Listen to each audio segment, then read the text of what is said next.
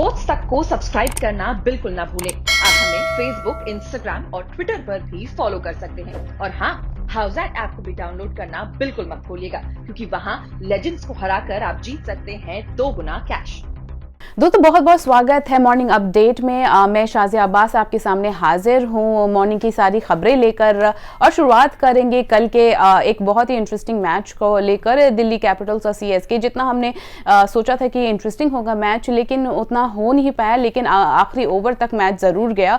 Delhi Capitals और CSK का match था। पहले बल्लेबाजी करते हुए सीएसके ने 136 रन मारे और दिल्ली कैपिटल्स ने ये टारगेट अचीव कर लिया, 7 विकेट खोकर और 3 विकेट से जीत हासिल की। और कौन कौन थे इस मैच में, किसने कितने रन बनाए मैं आपको बता देती हूँ। शुरुआत करते हुए बल्लेबाजी में अच्छी शुरुआत नहीं रही सीएसके की। पहले 9 ओवर में 4 विकेट गिर चुके थे, लेकिन वहीं फिर अंबती रायडू और धोनी ने आकर 64 बॉल्स पे 60 रन की साझेदारी करी और एक रिस्पेक्टेबल टोटल दिया सीएसके को, और लेकिन वो काफी नहीं था। और दिल्ली कैपिटल्स ने ये टारगेट 19.4 ओवर्स में अचीव कर लिया, लेकिन एंड ओवर तक मैच गया और सिमरन हेटमेयर जो हैं वेस्ट इंडीज के खिलाड़ी, उन्होंने दिल्ली कैपिटल्स की जीत में मदद की।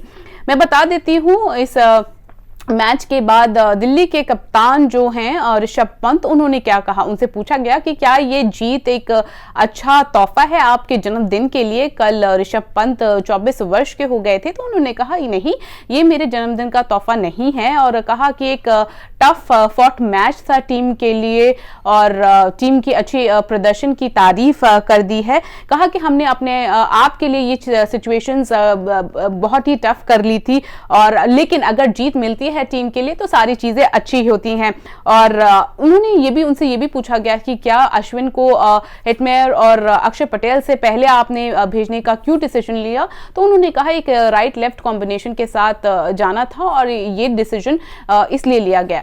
उसके बाद बता देते हैं कि क्या बोला एमएस धोनी ने मैच के बाद। एमएस धोनी से जब पूछा गया कि क्या ये स्कोर रिस्पेक्टेबल टोटल था, चेजेबल टोटल था, उन्होंने कहा कि शायद 150 टोटल होता तो टीम के लिए ज्यादा बेहतर होता, और टीम एक्सेलरेट नहीं कर पाई अपनी इनिंग्स को लेकर। लेकिन हालांकि वो अपने बॉलर से काफी खुश थे कि इतने कम टारगेट को जो दिया था उसने भी काफी अच्छी बॉलिंग डाली है। और पिच की बात की, कहा कि काफी टफ पिच थी, 2 पेस विकेट पिच थी, और अभी Delhi top of the table चली गई है सीएसके को पछाड़ के। और आज का मुकाबला है मुंबई इंडियंस और राजस्थान रॉयल्स का। काफी इंटरेस्टिंग मुकाबला होगा, क्योंकि काफी अहम रहेगा कि इस मैच के बाद थोड़ी क्लैरिटी आएगी कि प्लेऑफ में नेक्स्ट कौन जाएगा। हालांकि केकेआर के पास भी एक मैच बाकी है। उसके बाद बता देते हैं हेटमेयर ने इस मैच के बाद काफी मैं कहूंगी कि एक मैच विनिंग नॉक था। उसके बाद क्या कहा, उन्होंने कहा कि मेरा काम है टीम को फिनिशिंग गेम देना और फिनिश करना। टीम के लिए जितनी भी गेम्स होती हैं इसी के लिए मुझे पैसे दिए जाते हैं। और उनसे पूछा गया कि आपका प्लान क्या, स्ट्रैटेजी थी ड्वेन ब्रावो को फेस करने पर। तो उस पर कहा कि मेरे लिए ये काफी आसान है, क्योंकि मैंने उनको काफी खेला है सीपीएल में। उसके बाद मैं बता देती हूँ माइकल वॉन, पूर्व इंग्लैंड कप्तान, उन्होंने जमकर तारीफ कर दी है रविंद्र जडेजा की। कहा है एक परफेक्ट T20 क्रिकेटर हैं। उनसे बात करते हुए उन्होंने कहा कि अगर आपको एक निर्माण बल्लेबाज चाहिए तो आप क्रिस गेल के शक्ति और विराट कोहली की चालाकी के पास जाएंगे, लेकिन अगर आपको एक पूरा प्रॉपर क्रिकेटर बनाना है तो आप रविंद्र जडेजा के पास जाएंगे। ऑल राउंड एबिलिटीज हैं, चाहे वो फील्डिंग हो, चाहे वो गेंदबाजी हो, चाहे वो उनकी बल्लेबाजी है, एक ऑलराउंड क्रिकेटर हैं। वहीं बात कर लेते हैं युजवेंद्र चहल की। चहल क्या जिस तरह से फॉर्म में वापसी की है उन्होंने सेकेंड लेग में, उसको लेकर सबा करीम ने कहा है कि पूछा गया कि क्या अभी भी पॉसिबल है कि T20 वर्ल्ड कप के लिए चहल का सिलेक्शन हो पाए। तो उन्होंने कहा ये बहुत लेट है, क्योंकि ये तभी पॉसिबल हो सकता है अगर कोई प्लेयर इंजर्ड होगा, और राहुल चहल और वरुण चक्रवर्ती उनकी जगह टीम में एज स्पिनर्स सिलेक्टेड हैं। और हार्दिक पांड्या पे भी सबा करीम ने कह दिया गया है और कहा है कि जिस तरह से हार्दिक पांड्या बॉलिंग नहीं कर रहे हैं वो एक चिंता का विषय है, क्योंकि अगर वो बॉलिंग नहीं करेंगे तो एक टीम में इंडियन टीम में एक इम्बैलेंस क्रिएट होगा। और ये जरूरी है कि T20 वर्ल्ड कप से पहले 2-3 मैचेस में के कुछ मैचेस में एटलीस्ट हार्दिक पांड्या को 2-3 ओवर्स करने चाहिए, ताकि आगे जाके T20 वर्ल्ड कप में इंडिया को मदद मिलेगी। हम आपको बता दें कि जिस तरह से हार्दिक पांड्या का फॉर्म चल रहा है उसको भी लेकर बात की। हार्दिक पांड्या पे मुंबई इंडियंस के कोच महिला जयवर्धने ने भी बात की थी और कहा था कि वो नहीं चाहते हैं कि हार्दिक पांड्या को और ओवरबर्डन कर दे, ताकि जिस तरह से उनकी बल्लेबाजी हो रही है उस पर भी उनका इफेक्ट हो और उनकी इंजरी पर दोबारा खतरा रहे। सबा करीम ने ईशान किशन और सूर्य कुमार यादव के फॉर्म को लेकर भी चिंता जताई है। वहीं मैं आपको बता देती हूं सुरेश रैना जिन्होंने कल सीएसके के लिए मैच नहीं खेला है, उसको लेकर भी माइकल वॉन पूर्व इंग्लैंड कप्तान ने कह दिया है कि ये एंड ऑफ द रोड नहीं है सुरेश रैना का। शायद कोच स्टीफन फ्लेमिंग और कप्तान धोनी ने आगे के मैचेस को सोचकर ये डिसीजन लिया था और रॉबिन उथप्पा को चांस देना चाह रहे थे। हालांकि धोनी ने टॉस करते वक्त सुरेश रैना के ना खेलने पर वजह जताई थी, लेकिन क्या ये पॉसिबल है कि उनके फॉर्म को लेकर टीम चिंतित है? कि जिस तरह से उनका फॉर्म चल रहा है, अगर देखा जाए इंडियन लेग में उन्होंने 6 मैचेस में 123 रन मारे थे और अभी यूएई का देखा जाए तो सिर्फ 37 रन ही उनके बल्ले से आए हैं। दोस्तों दूसरी खबर मैं बता देती हूँ रोहित शर्मा को लेकर, जिस तरह से उनका फॉर्म चल रहा है और इंग्लैंड सीरीज में जिस तरह से उनका फॉर्म था, सर्वश्रेष्ठ बल्लेबाज से हाईएस्ट रन गेटर थे इंडिया के लिए, 368 रन मारे थे 52.57 के एवरेज से।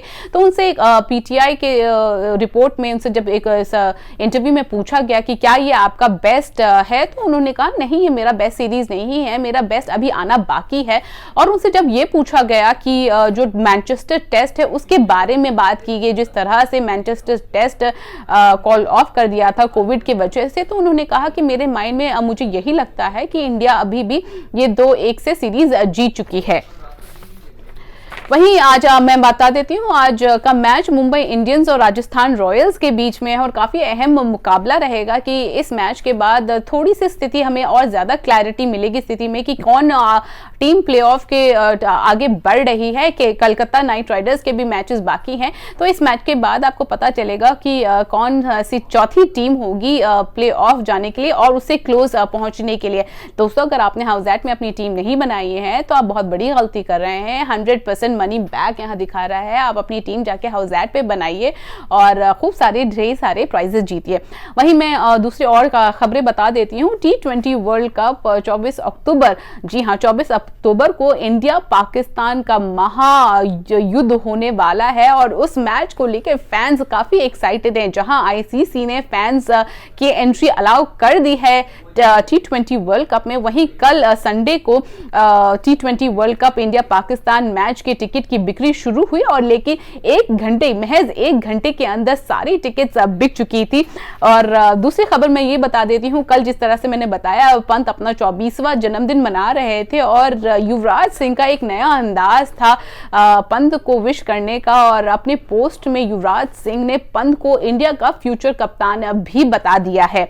वहीं दूसरी तरफ T20 वर्ल्ड कप की बात हम कर रहे थे, बांग्लादेश मस्कट पहुंच चुका है T20 वर्ल्ड कप के लिए। धीरे धीरे सारी टीम्स T20 वर्ल्ड कप के लिए यूएई और ओमान पहुंच रही हैं। हमने आपको कल बताया कि किस तरह से अफगानिस्तान वेंसडे तक वर्ल्ड कप के लिए पहुंच जाएगा यूएई और धीरे धीरे सारी टीम्स आ रही हैं। साउथ अफ्रीका ऑलरेडी पहुंच चुका है।